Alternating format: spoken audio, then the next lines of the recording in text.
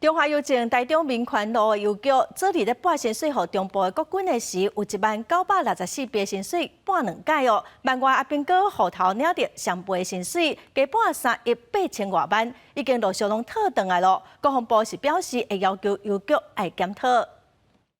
民众趁拜六早起半日的营业时间，赶去邮局办理邮务都会。台中这间民权路邮局采购处理中部国军拨薪作业的时，因为认为作业疏失，中府接受10964笔，等于是予1万名军人领到上倍薪水，总计发出3.8亿。消息一出，有民众表示进前复习的时也发生过同款的状况，有人是对邮局信心大啦。台中邮局表示，负责员工因为拄啊调整业务，还未熟手，造成这件专心作业中府接受的疏失。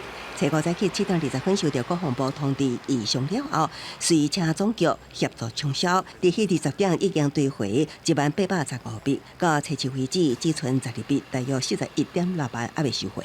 目前还有剩下12笔，416953元还没有收回。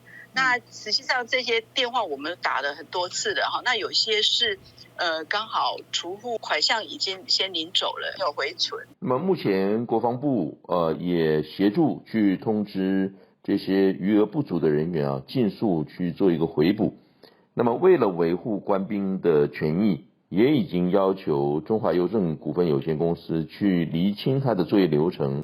国防部强调，部分官兵已经将钱领走，造成有业不足，会协助通知尽速回补，予约拨款项重回。后续会要求中华邮政公司厘清作业流程，检讨原因，避免类似事件搁发生，影响官兵权益。记者综合报道。